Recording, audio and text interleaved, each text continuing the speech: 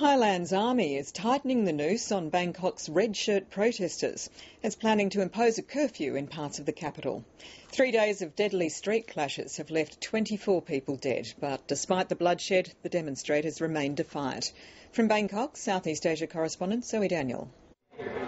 Bangkok is now riddled with snipers running battles between protesters and soldiers and fear. They're shooting sniper from the on top this hotel and 3 people died. There are now declared live fire zones in a number of locations around the city. Most of those shot have been civilians and people are being warned to stay away. Any shots that were fired were merely in self-defence and were done so with a view to make sure that no losses would be incurred.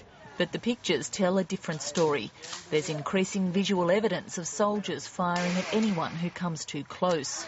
Although there's no doubt that the red shirts do have weapons, however crude. Some embassies are evacuating non-essential staff from the city.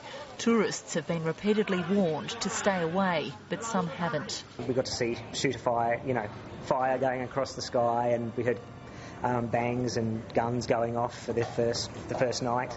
So it's been a little bit exciting. The government now plans to implement a curfew in some areas. The army says it wants soldiers to be able to differentiate people from terrorists. We've come out to outside the rally zone just to see how life's functioning outside the centre of the city. There is traffic around and people, but there are soldiers too.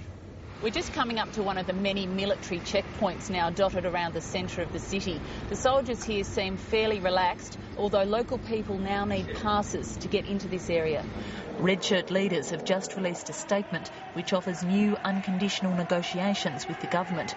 The lawyer for red shirt figurehead Thaksin Shinawat has arrived in Bangkok to gather evidence of wrongdoing. Absolutely.